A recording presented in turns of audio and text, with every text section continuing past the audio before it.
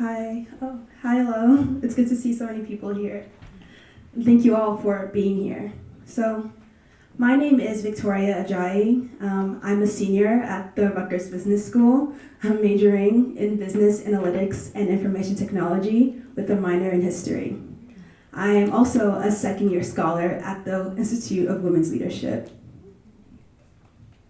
Today, in collaboration with the Rutgers Institute of Women's Leadership, the School of Communication and Information, and the Department of Women, Gender, and Sexuality Studies at the School of Arts and Sciences, I am honored to present Roxane Gay, the Gloria Steinem Endowed Chair in Media, Culture, and Feminist Studies.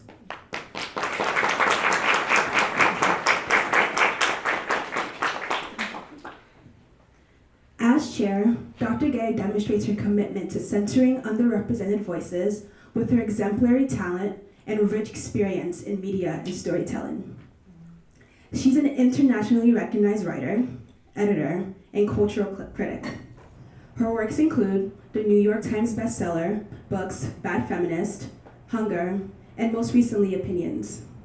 She also has a newsletter, The Audacity, and once had a podcast, The Roxane Gay Agenda.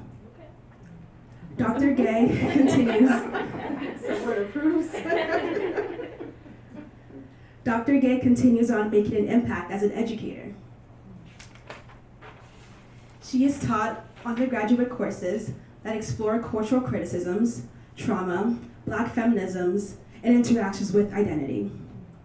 She also encourages students through mentorship to become inspiring authors through creative writing cohorts.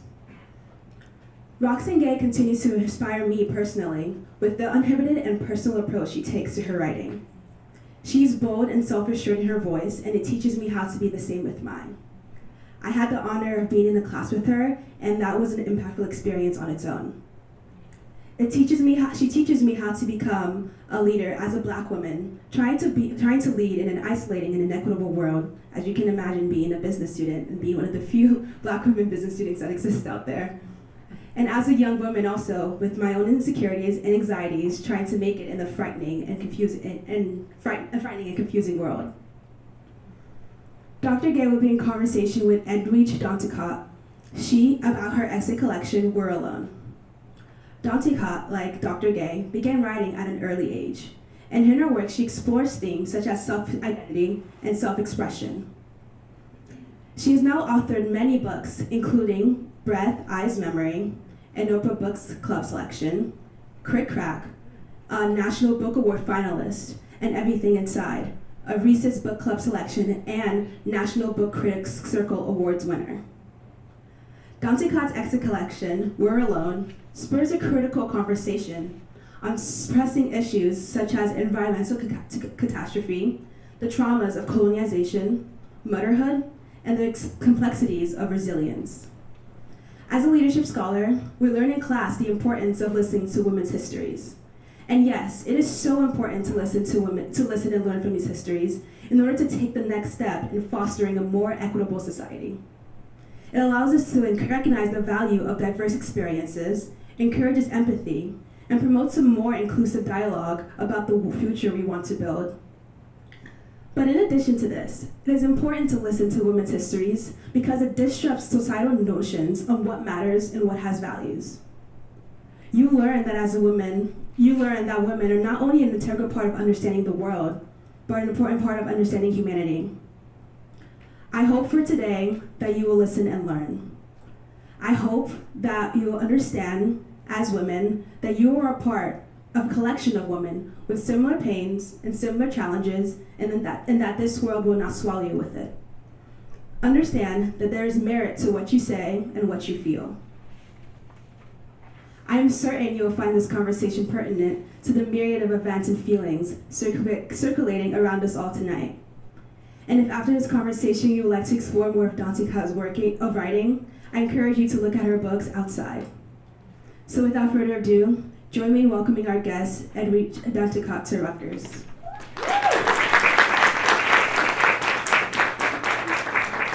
Thank you, Victoria. That was an excellent introduction, and I really agree with everything you had to say about how great I am. It's just facts are facts. No, but in all seriousness, it's always wonderful to see young women who stand in their own power and recognize the power and importance of their voices. So thank you for introducing us so graciously. And welcome, Edwidge, to the Rutgers campus. Thank you. It is a real pleasure and an honor to have you here with us today. And you are here in support of your latest collection, We Are Alone, which is an essay collection after my own heart, and it's lovely. And I was wondering if you'd be willing to read a little bit for us. Yes, thank you. And thank you, Victoria, for that beautiful introduction. Thank you, Roxane, for having me. And thank you all for coming. We'll try to get you out in time to watch the debate. Oh, no, we will. Unless you're doing like me, you can only take it in snippets. Then you'll watch the clips tomorrow. So I'll read just a couple of paragraphs from the end of the collection. It's from a chapter called Writing the Self. I have two daughters. One is 19 and one is 16. And during the pandemic, I would try very hard to keep them busy. So I made my oldest take an essay writing course online. And then when I saw the description in the syllabus, I'm like, oh, I want to take this course. So this is a little bit about that and what they read and one particular thing that stuck with me. During the summer of 2020, my daughter Mira took a writing class online. Taught by the writer Erica N. Cardwell, the class was called Writing the Self. Mira and I were both won over by the course description. Imagine the essay is a body of water, far-flung and teeming into the distance, and you, the writer, are alone on shore. Will you enter the water? If so, how will you swim? Or will you stand on shore as the water splashes against your ankles? I wish I could take this class, I told Mira. What I meant was that I wished I could have taken this class when I was 15. I have read most of the assigned essays and revisited some which I read out loud to Mira. We read When We Dead Awaken, Writing as Revision by the poet Adrienne Rich, where she told us that, quote, writing is renaming.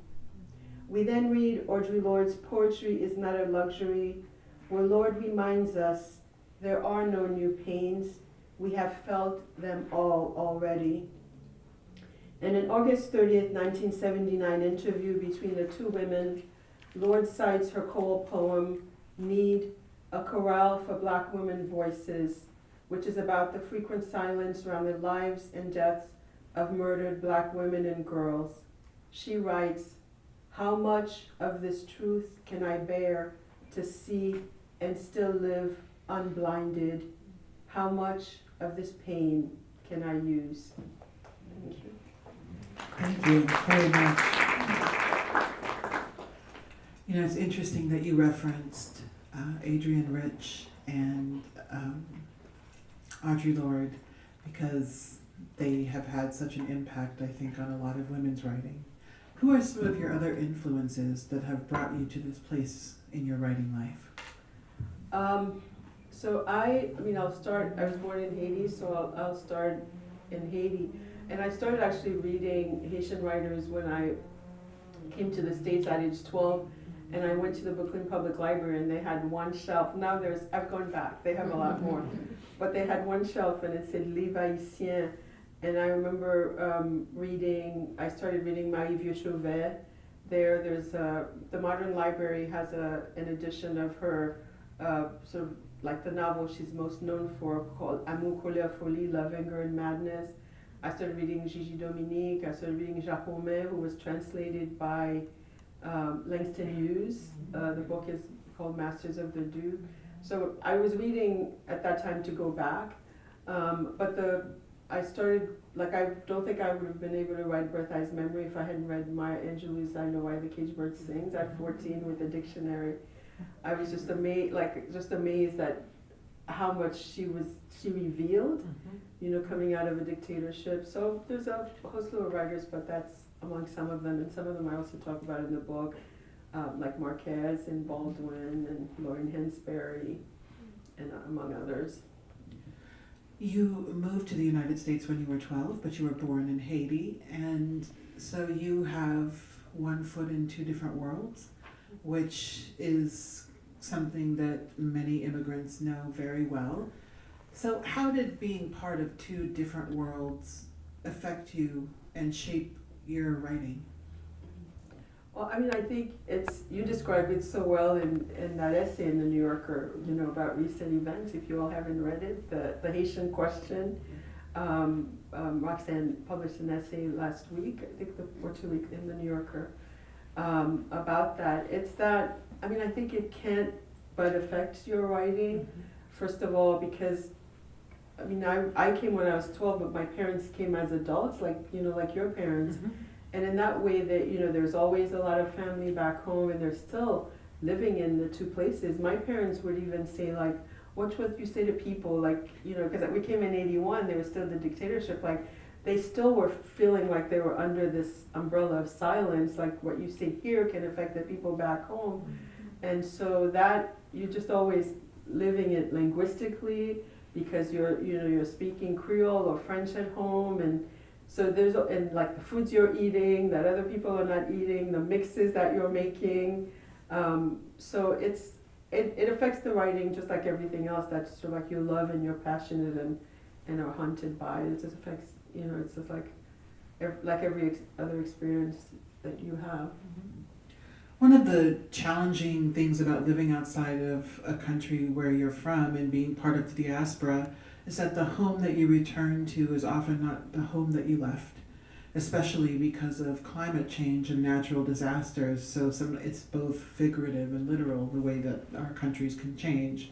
And I thought about this in particular when I was reading the essay A Rainbow in the Sky, and thinking about the long history of hurricanes and earthquakes in Haiti and the coming migrations forced by climate change, which we're now contending with here in the U.S. as well. Can you tell me what are the parts of Haiti that are gone that you most miss?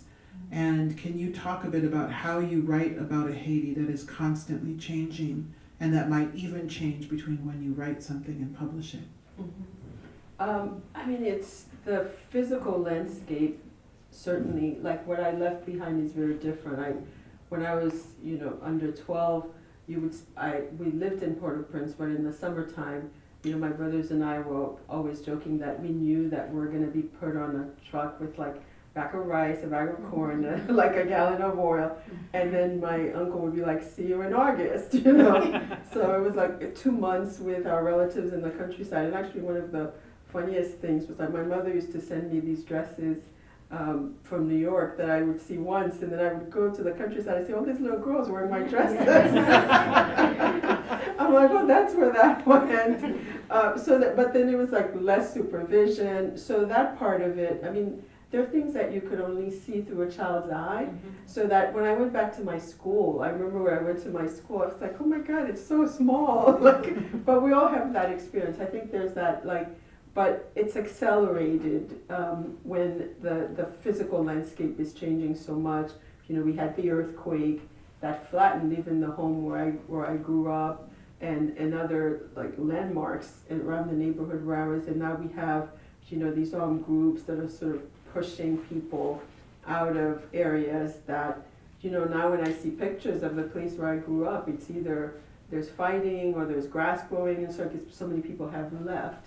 So writing, I mean, we will always write about like how we experience that place, whether it's close or from a distance, because there are people, I know artists in Haiti, like the Saint-Éloi, this family of artists who had a school that they've been driven out of, that they can't get back to. So there's the experience of feeling detached at a distance, but also there are people who are physically unable to access the places where they lived in last year too at the same time, and we're carrying all that at our dinner tables here too. It's like, what can we do? I think that's what a lot of Haitian families here are dealing with, like both of those things. You could be going about like your day, and then bam, you get a call and something like you're always connected to that other thing that could happen over there. You know, it's interesting. Haiti has figured quite heavily in a lot of cultural imaginations, and there are a lot of different narratives out there about Haiti, and few of them are flattering. And as Haitian writers, we are often writing against those narratives, not to contradict them, but simply to add our own understandings of Haiti and the world. And recently Haiti has been in the news because of Haitian immigrants in Springfield, Ohio, who have been characterized as eating cats and dogs, which is absurd, but racism can do those kinds of things. Do you feel a pressure to write against these kinds of narratives when they emerge? And it seems to happen every decade or so. I mean, I think we're always writing with that in mind. And then the way that it manifests sometimes is I think sometimes it's sort of, it takes away some of the freedom that I think all writers should have. For example, people be like, when Breath Eyes Memory came out, people were like, why are you writing this stuff? They're already saying these terrible things about us. So I think there is, when I work with like young, like Haitian-American writers, they're like, I want to write this story, but I really don't want to like add to this compilation of negative images. So that already takes away a bit of like your freedom as an artist, like because you're considering like, oh, how might my words be used against my people? So I think that's I mean, Black women writers have, you know, Alice Walker with The Men, right? Like so we have that load, and so I think that's the space like you're negotiating. But I always want to point out too to people that there's such a multiplicity of Haitian writing. Like there's so many Haitian writers in Haiti, thankfully, who are not translated, some of them who are older, some of them who are contemporary. So read the whole, like, don't just read us, but also read the writing that's coming out of Haiti, so you get a more complex picture. But I go back to this thing, you know, that Toni Morrison wrote or said at a conference about racism. Like the function of it is a distraction, like it keeps you from doing your work. And one of the things that she, like when she expanded on that, is she said that, you know, if they say you don't have a language, you spend all like 20 years trying to prove you have a language. If they say you have no art, where you could have been like really much more focused on your work. So that's the danger, like of producing against type, like to prove that you can do something. I always go back to that phrase in my mind, while balancing like responding but also doing my work. Yes, you know, it's interesting the responsibilities that writers of color and artists of color more broadly sometimes have to contend with, which is thinking about respectability politics and making sure that you're always putting your best foot forward. It's something I grappled with quite a lot when I wrote my first novel, An Untamed State, which is set in Haiti partially and is about a kidnapping, because I wanted to write a crime novel. And I agonized over whether or not I should write the novel, and then I just thought, and I can't remember his name, but he is a white guy who writes about Boston all the time, and one of my favorite novelists, and that's why I'm so sad I'm blanking on his name. But I thought, they make all those movies about exactly, and I just thought he's not sitting around worrying about how this is going to reflect on Boston, and so maybe I should take a similar approach. And I've tried, but it's interesting to think about the burdens of representation sometimes. And speaking of burdens, I read in a Baum interview that you resolve not to talk about things like exile or motherhood as anxieties, but instead as concerns or hauntings. And I thought that was really interesting because those are the kinds of things that tend to linger. And so what is haunting you now? I mean, this whole thing with Springfield, and now that's moving to Pennsylvania, to a place called Charleroi, I would say, but they say Charleroi. And it just seems to be such a strategy. And I'm worried about this debate tonight for that reason. I feel like it's going to get more air. And every news thing I watch, when they talk about the election now, we're in it. You know, and at the same time, Haiti has some real problems, right? So that's a hunting to me, and I'm thinking about, like, I'm 55 years old.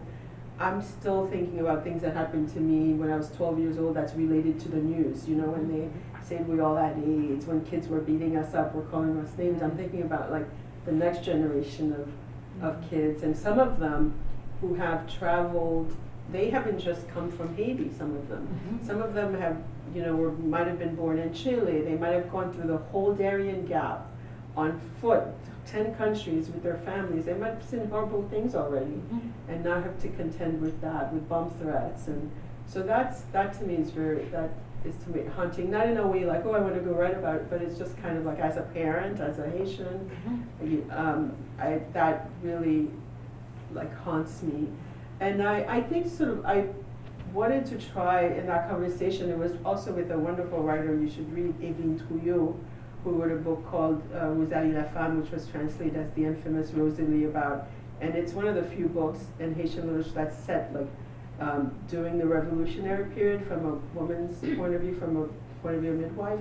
So we were having this conversation, and I don't like the idea of, like, problemizing, like, daily life things, like mothering, or just the fact that if other people didn't problematize it for us, you think, like, yes, I'm an immigrant, I'm here, there's some differences, and literature can rise out of that, but I didn't want those things. Also, if you're a mother, like, your children will eventually read that you're like, oh my God, my children stopped me from this.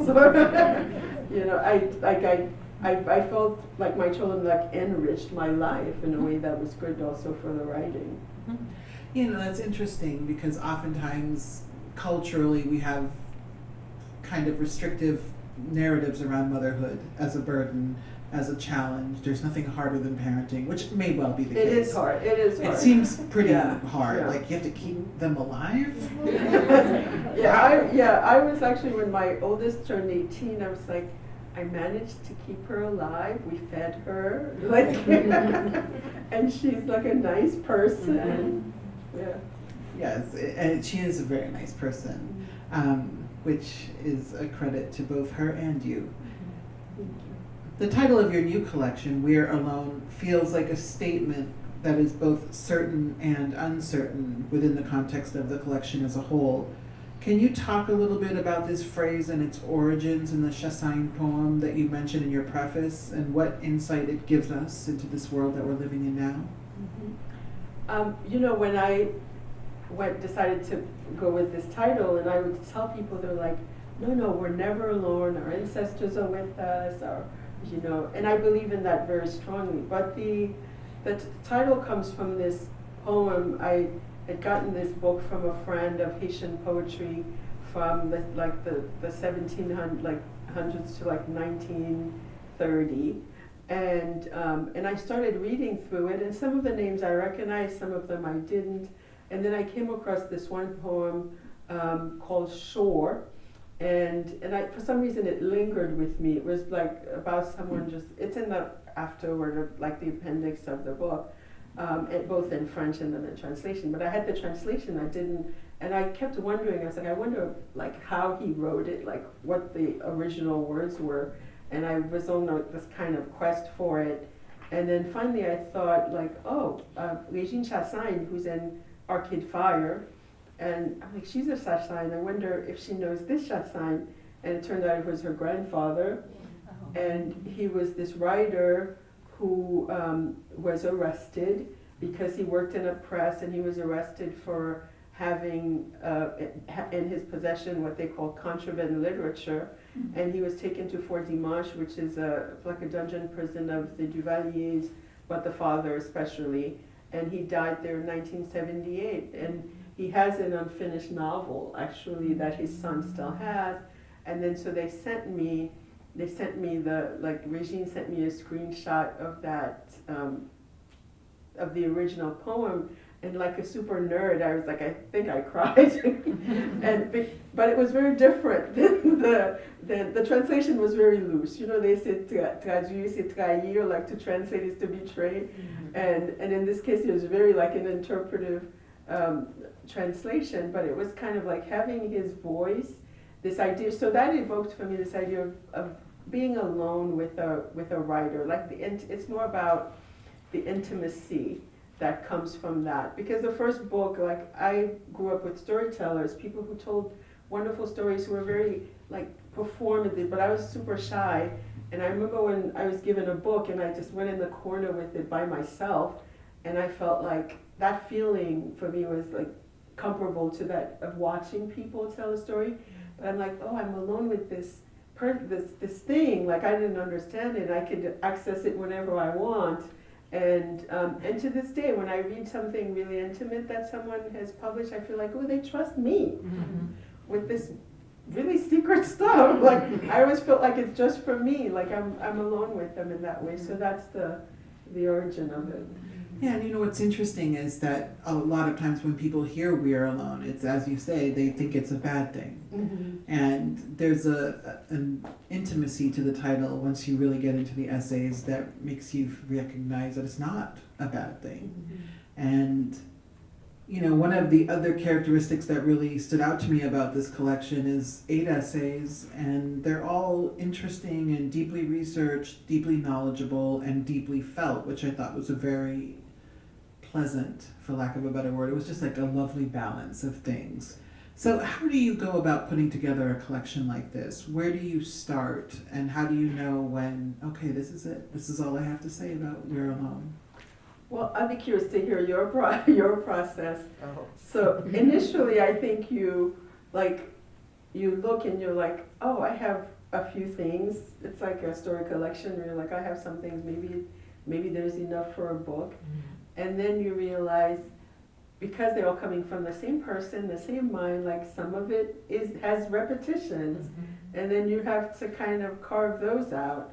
And I like, for me, like it was like I like the 8, right? Because then you could have part 1 and part 2, and there was a lot of blending. Like there were a lot of collaging of different essays, and when I was putting it together, I came across, I mean, it existed before, but I wasn't super aware of it, something called a braided essay. And I'm like, oh, okay, that's what I want to do. So I started braiding.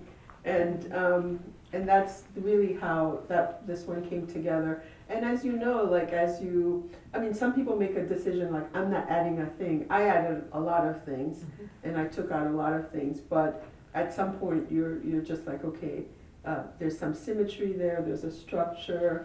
There's something that guides someone from one to the next one. So how do you put yours? I think in a similar way, it starts with just taking a look at what I have and recognizing, oh, there is a body of work here. And so I start to look for thematic connections and really that sense of connective tissue, so that for readers going through it, they'll know that I wrote all of the essays and that there's a reason why I'm putting this particular set of essays together. And I did that with certainly Bad Feminist and most recently with Opinions. And with Opinions, I was like, well, I've been publishing opinion essays for so long. Surely I have enough for a book, because I'm 8 years behind deadline on my next book. And so I was like, let me throw my publisher a bone. And then I looked and I realized, well, perhaps this is why I haven't finished my book, because I've been writing all of these essays. And so it was also very interesting to revisit them and to see what has changed, because with opinion writing, you're often writing to the news cycle, and there's a sense of immediacy, and the world is changing at a breathtaking clip. And so it was interesting to see which ones held up and which ones didn't. I actually did go in and tinker with a few things myself, because I just thought, I can't have people thinking I don't know what happened in the 10 years since I published this essay. So it really is just taking a step back and looking to see what kind of rises out. And I did leave some pieces out, of course, and maybe they will find a home in something else later, but it just starts with figuring out, what am I going to do here? And I just started with the title. I just knew, right or wrong, I was like, I'm going to call this book Opinions. I mean, one of the things too, I thought having one of the advantages to collecting them yourself, I was like, if I drop dead tomorrow, I don't want them to someone to just pile everything to be like, uncollected essays, and I would be like hunting them from the grave. Like, you should have taken this one out.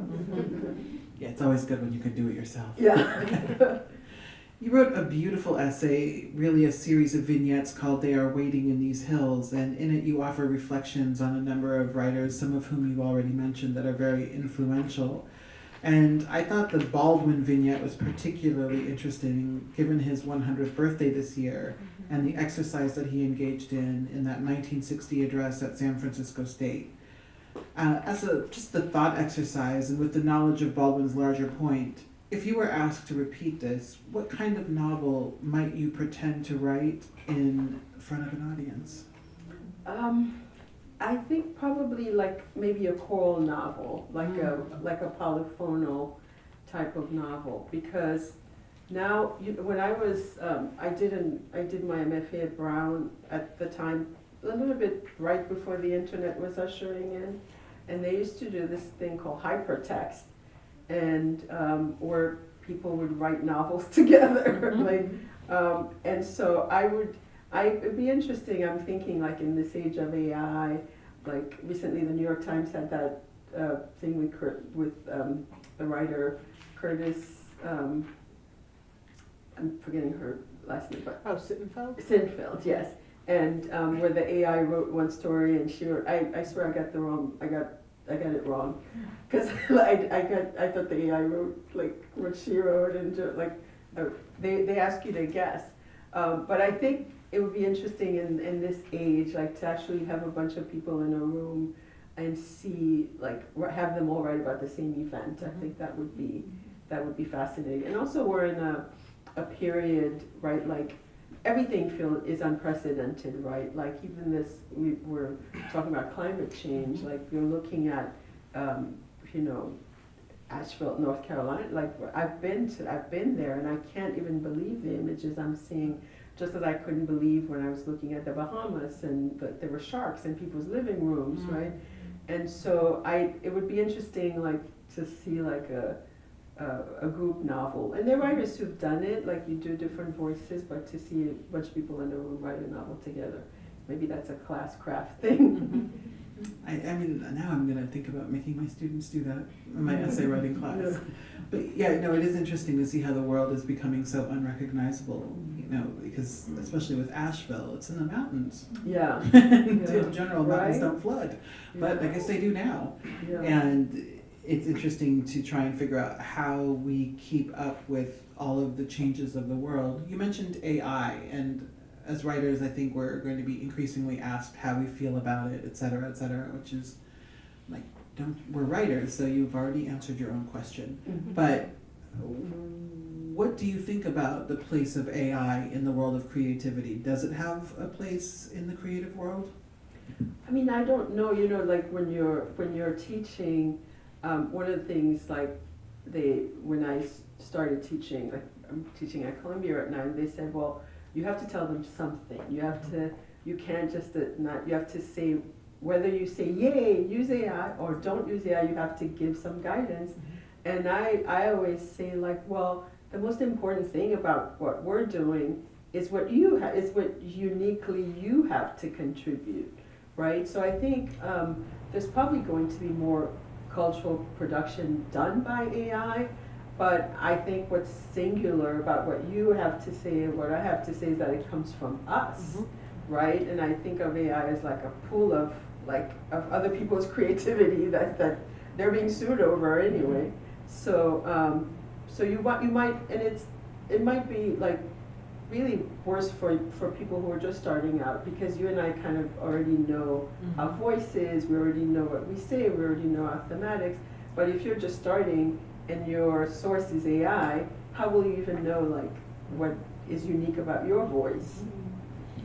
Voice is something that's very interesting for writers, and when you're very lucky, you do figure out what your voice is and how to best use it. And one of the questions that I'm most often asked is, how do you find your voice? And I tend to start with that you don't have to find it, it's already there, you just have to figure out how to use it. Yeah, absolutely. So in your classes, when you're teaching creative writing, how do you think about voice, and how do you encourage students to figure out how to use their own voices? Yeah, I'm not teaching creative writing right now, but when I was in the past, I think sometimes people, especially writers when they're starting out, they're afraid, like they want permission to use the voice, and sometimes they're haunted by all kinds of things like people who told them they couldn't do it, or things they were told they couldn't say.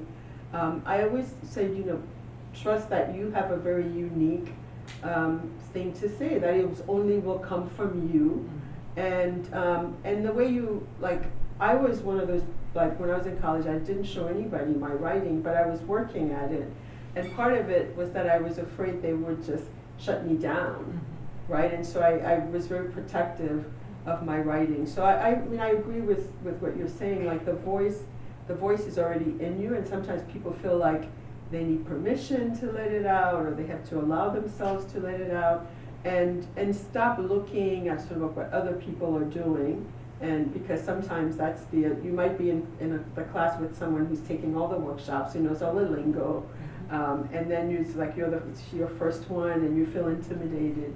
But just trust that you have something to say that is unique, that will only come uniquely from you.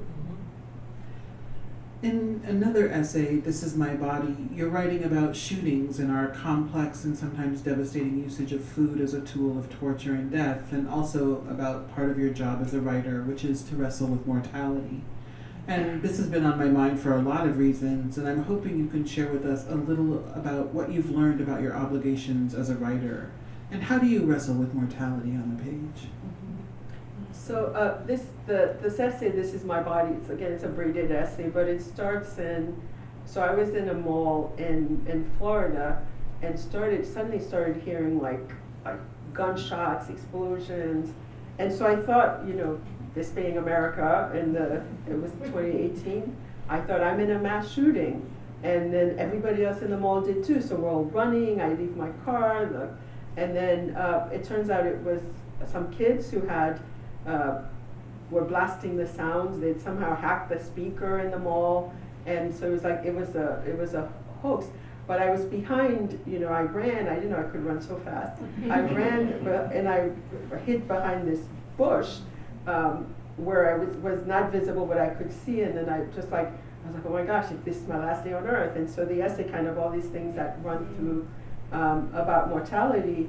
And my mom had passed away like 3 years before that experience, and that had also kicked off me thinking about mortality, and also like what it means to die when you have young children, what it means to die when you're older, and all of that, and mothers who, like Yolande Jean, who was a woman who was kept in captivity basically at Guantanamo because she was a Haitian asylum seeker who had HIV, and Guantanamo really was created as a place of detention.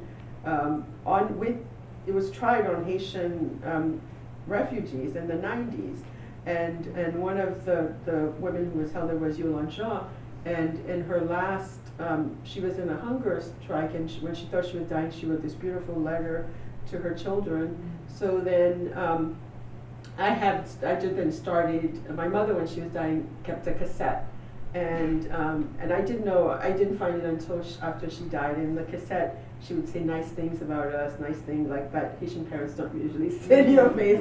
She said Never. Yes, exactly. She said some very lovely things, but her closing was like, on my funeral, you better wear a hat and some closed-toed shoes, like no sandals. And then she told me where she had $500 in the freezer and things like that. But that gave me, I felt like when I was listening, I was like, she's parenting me from the grave. Wow. Haitian parents really parent. They'll parent you after they die. Mm-hmm. And then I thought, that got me. I started keeping a notebook for my girls, like with specific things for them. I used to think, like, they'll have the books, they'll read the essays, they'll know, but then I started keeping, like, that's the way I thought, like, a more intimate sense of mortality, like the family, was to just address them, some specific things to their personality, to that stage of their lives. Yeah, it's interesting you say that Haitian parents will parent you in this life and the next, which is true because my mom is always telling me Haitian parenting is forever. And because I'm almost 50 years old and she's all up in my business every single day. Do you find that you parent that way as well? Forever? Well, my daughter's now, like, I'm teaching across the street where my daughter goes to school. So, and then my, like, Haitian mother friends are like, #goals. You get to go to college with your child. I mean, she's okay. My daughter. I mean, we were gauging. We're like, if we never see her, then she's mad that but we see her regularly. Oh, good. But my young one she's like, I'm not going to tell you where I go to college because you'll get a job there.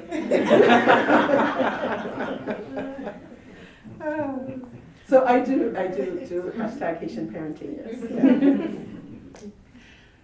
You often engage with the blend of history and imagination or reality and fantasy in your writing, and this comes out quite a lot in your fiction, but in these essays we can also see that you play with these themes in your nonfiction, especially in Chronicles of a Death Foretold, which navigates assassination and prophecy, particularly with regard to Jovenel Moise. And so, why was this story so interesting to you and this idea of prophecy? Well, one of the things I felt like when Jovenel Moise was the president of Haiti, he was assassinated in 2021. There was a moment where a previous assassination attempt, but it was like the mall shooting, a kind of hoax that was organized by the people around him, who arrested all these innocent people, who said that they were they were going to assassinate him, but then those people who said that, who was like the security around him, ended up being involved in or allegedly involved in his assassination.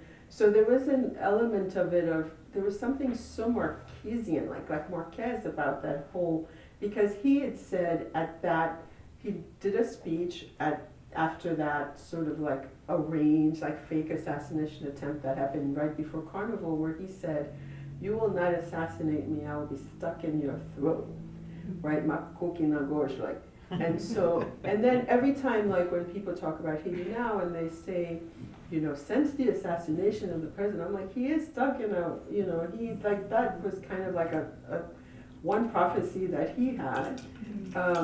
In the post-life, like he still trails the story of the country. But then there was this very interesting woman who was going around Port-au-Prince, that my mother-in-law, who's very into YouTube, has kind of introduced me to through YouTube. This woman went to meet him to tell him that he was going to be assassinated, and she tried like 3 times. Like at a funeral he went to, she was taken away, and then she went on the media, and so there was so much said already about the assassination. I wanted to approach that through that perspective of a kind of almost fictional telling of like a Marquez type of story, and sometimes when you're reading something at the same time, and I was like, this is kind of like the plot of the Marquez, the Chronicle of a Death Foretold, where someone is being told that they're going to die constantly, but nobody is paying attention until the act, and even after, in case in Jovenel Moise's case, even after people like his brother were going, oh yes, we thought that he might die. Even friends of his said, like, he told me he thought he would die.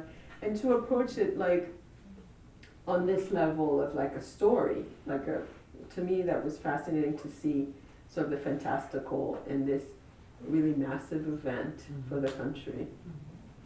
What are you working on next? I'm working on a novel right now. I'm editing, and it's one of those cases where, when you finish, I'm sure you felt like you're like, oh, I know I'm just going to turn it in and they're going to say it's brilliant and they're going to publish. But then after and I recommend this to those of you who write, you put it away and you're like, oh, it needs more work. So I'm editing a novel right now. Excellent. I know that our audience will have questions, so if you have a question, please throw your hand up and you will get an answer. Don't be scared.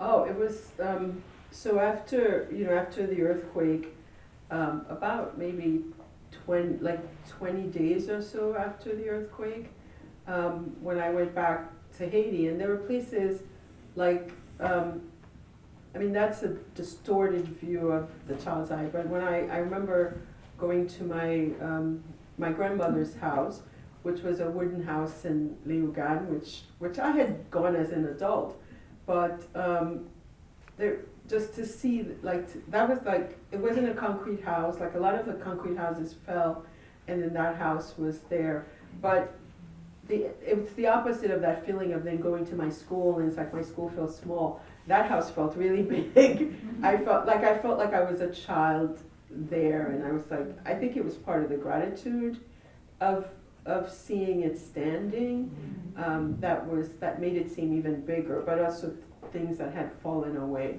But it's a similar experience of I think it's just like you were smaller in the place, and then memory also expands things, right? Like if you haven't been back for a while, you're just thinking of how it was, like how you were there in that place. But going to my school as an adult to speak and like that, I was like, that's like a one-story house, like basically.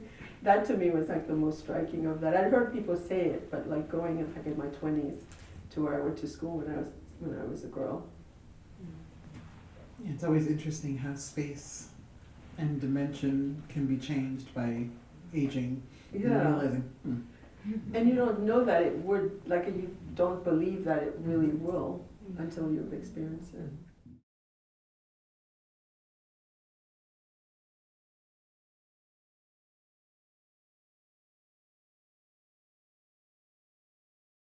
All right, thank you. So Sunrise Sunset is a story about really dementia, like a parent experiencing dementia with and so a lot of us at our age, we're about 6 years apart, you start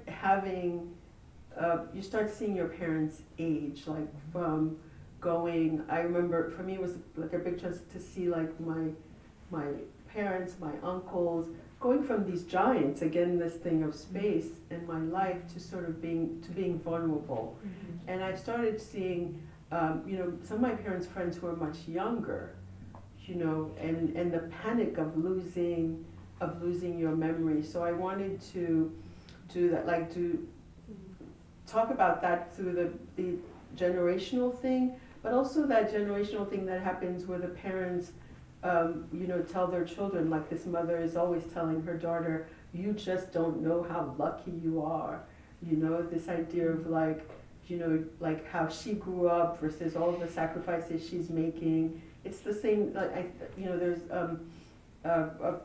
Ana Menendez, a Cuban writer, has a story called We Came All the Way from Cuba So You Could Dress Like This.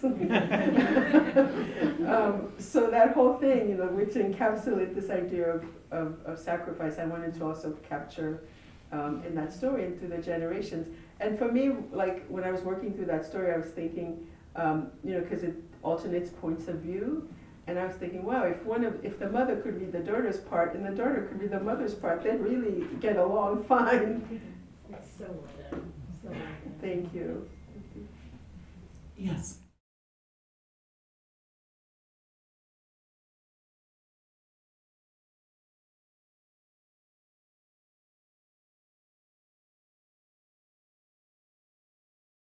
Oh, okay. So when I think of feminism, like when I was at Barnard, it's like I was getting introduced to like formal feminism, right? And back then I was like, I'm a womanist, like that was my, the Alice Walker definition.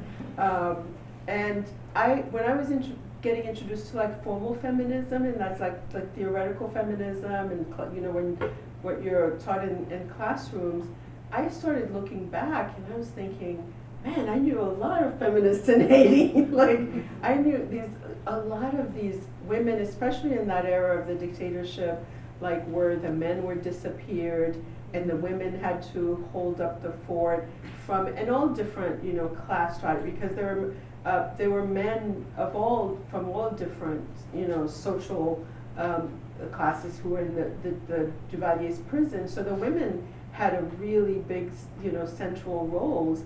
And from women who were Madame Sarah, who were selling in the market, to women who then had to figure out how to get their whole families to migrate, So I realized that I had these models in my life who were living a feminism, like a womanism, a feminism, who were just really, what we call the potomitan. It's like the middle pillar of the society, and sometimes we're not credited so much. But yeah, that helped me kind of formalize this idea. I mean, I knew the women were, even though they weren't treated, especially based on the class, right? Like if they were poor women, they were treated a certain way. But I brought those living models of those feminists into the books that I was reading. And then things like when you start learning in feminism, you learn about the crow, like the woman who's unaccounted for, who's persecuted. It's like, I know that woman, I knew, she lived next door. And so I was able to kind of bring that experience here through those women in my life.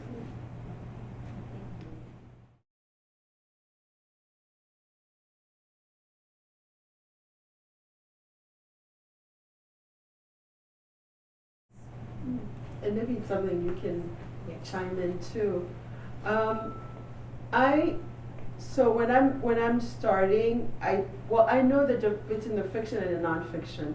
For the nonfiction or for the essays, there's I want them. It's something. There's a more immediate, an immediacy to it. Like I want to get that down in a certain way. For example, when I was writing my memoir, when Brother, I'm Dying, it's about, I was pregnant with my daughter and my father was dying from a lung disease and my uncle was in immigration prison. So I'm like, I would only write in nonfiction, because I wanted, there was an urgency to it and I wanted my story told in a certain way. And fiction, for me, takes longer. Even if you have an idea, the shorter fiction, like that story that we were talking about, I think I did so many versions of it, but I had to put it down sometimes and go back to it with renewed experience, with a little more living. But the nonfiction, it doesn't pour out, it still requires research, it still requires a lot of work, but there's always an urgency to it. But I think you have to sometimes let the genre choose the subject too, and to figure out how it has to do also with how you work, right? And maybe to go from the genre that comes easiest to you, start with that, and then you can always transform. If that's nonfiction, you can always transform later into fiction. My general writing process tends to be the same regardless of genre. And it's not that much of a process, in that I tend to do most of my composition in my head, and I'm very fortunate to retain it. And so when I'm finally ready to sit down and write, it seems like I write fast, but I tend to say that I write fast and I think slow. And because if I'm sitting down to write something, I'm ready. I know what I'm going to say, I'm one and done. I do, of course, edit and so on, but I know what I want to say, and so I'm doing whatever I need to do to get there. And that can be not only I'm thinking and composing in my head, but researching until I reach the limits of knowledge that I need, and then going back when I reach the limits of what I've learned. And those two things work in tandem for me to really know, okay, this is what I want to say, especially for nonfiction. For fiction, I'm just making things up, and I love that. And so I just allow myself to make things up, and I tend to ask myself a lot of questions. What more? What else can happen? what's the worst thing I can think of? And then I'm like, what's worse than that? And so I just keep trying to push myself, because one thing I'm always trying to do is, I hope that you always will recognize my work, but I hope that it's also better than the last thing you read. And so I'm always thinking of ways I can challenge myself, where I can process some of the previous criticism I may have received and apply it to my work. And, the other part of it is just making the time. There's oftentimes people want like a formula. They want a magic trick, and there is actually no magic trick. You have to sit down or stand if you're at a standing desk, but you have to put yourself in front of whatever you use to write, and then you just have to sit there and do the writing as consistently as possible. It doesn't necessarily have to be every day, though I do write every day, and that's what keeps me sort of doing it, because writing is a muscle. You have to keep it worked out. But even if you're doing it once a month, then do it once a month. And make those appointments with yourself for writing and put them in your calendar the same way you put a meeting with your professor, with your dissertation chair, whatever. You have to respect your writing time, because I promise you no one else will. Everyone will try to disrespect that time. Oh, it's just writing time, can't you? No. And so make sure that you respect your writing time as fiercely and protect it as fiercely as possible. The most successful writers are incredibly selfish about their writing time, and they're proud of it. And I aspire to that.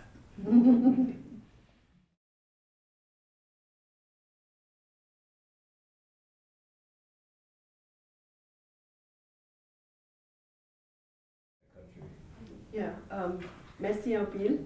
So for me, when my side of the family, like with my uncle, when my uncle passed away, and when we lost like the home that I grew up in the earthquake, and now it's also taken over by the armed groups that were that area. So I kind of like despaired. I'm like, because I never wanted to go to Haiti and stay in a hotel. Like that's not what I want to take my daughters to. But I was lucky. I married a wonderful man from Lekai, and his mom was living half the time in Lekai and half in Miami. So then we had a place to go, and so and we also went back for things like there's a film school in Jacmel where I used to teach in the summer, do workshop in the summer. So we would go to Jacmel.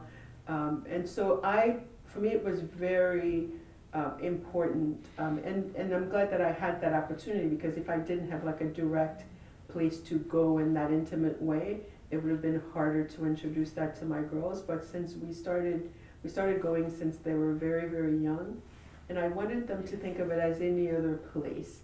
It's a place that you have roots in, but it could be like any other. I didn't want them to have that sort of exceptionalism like this that some people have about Haiti, like it's so dangerous, so I wanted them to go, and we used to go. We would sometimes went at Christmas, we went in the summer all the time, and now they do that immigrant thing where you speak to them, and like first generation thing where you speak to them in Creole, they'll speak back in English, but their Creole was really good for a while, and we'd be startled when we would go and they were speaking to the children. And I was lucky that they got to go to a rural, they were in Port-au-Prince sometimes, but they got to a rural area. Actually, I remember once we were in a hotel in Port-au-Prince, we ran into your dad, and my daughters were like, "You've been keeping this from us?" Like we were at the Caribbean. Because we would always go like in the country and they were like riding donkeys. So like that, like I think, it's there are so many, like when we lived in Miami, there were so many people who bemoan the fact that, for example, they couldn't, now this situation, they can't send their kids for the summer, or they can't send them to, like you got to go, for, and that was, I think, a really valuable way to keep that connection. And of course in our homes, with the food, with the music, with with also, I think, to introduce the reality, to have them like work with organizations. Like we would go with families, but we went with this organization we both know, Hope for Haiti, where the girls volunteered, and so to just keep that connection. And we haven't been able to go for a while because of the situation, but it's very that was a really wonderful way. But the thing is, and then I'll wrap it up. A lot of, like in Haitian-American households, yours was not like that, but there's always, because your family always had the back and forth, but there's this, and it sounds like you had that, where the people, like your parents were like, Haiti's the greatest country, and it's wonderful, and they would talk about it in this wonderful way. But if the children say, I want to go, they're like, not now. and then the thing beyond that now never came for a lot of people. But we're, hopefully, things will get better. They will. I'm not an optimist, but things always get better. These things are cyclical, and I want this entire next generation. We did get to go to Haiti during the summers, and we were very lucky. Part of it was like, get out of our hair, go do something, go learn some French, go learn some Creole, and it was wonderful. I have nothing but good memories, and I just, my fondest hope is that other people will be able to send their children. Because it was very safe. My parents would literally just stick us on an airplane and tell us not to talk to any blah. And wait till we got to the plane, and wait till we got to the airport and wait at the gate, and it was always fine. So I think it's going to get better again. It always does. And thank you for these amazing questions and for coming out tonight. Edwidge Danticat. The book is called We're Alone, and if you need extra copies, they're for sale up front.